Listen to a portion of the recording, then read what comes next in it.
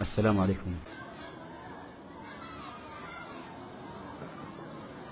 اعرب الجملة التالية: عشق المغترب تراب الوطن.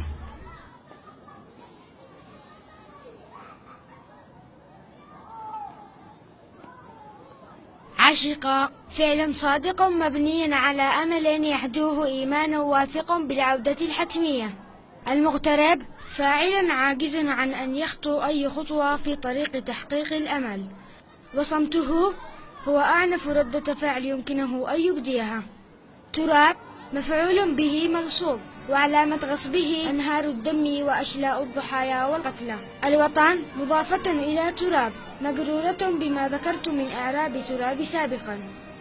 ما لك يا ريان؟ غيرت قواعد النحو وقانون اللغة.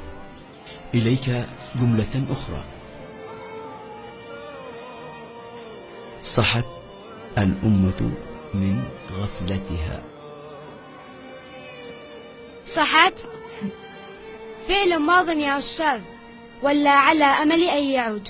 والتاء تاء التأنيث في أمة لا تكاد ترى فيها الرجال. الأمة فاعل.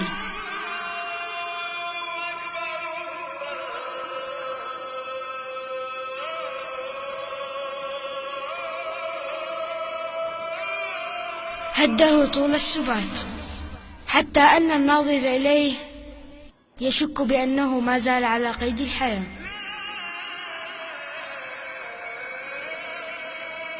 من حرف جر لغفلة حجبت سحبها شعاع الصحب.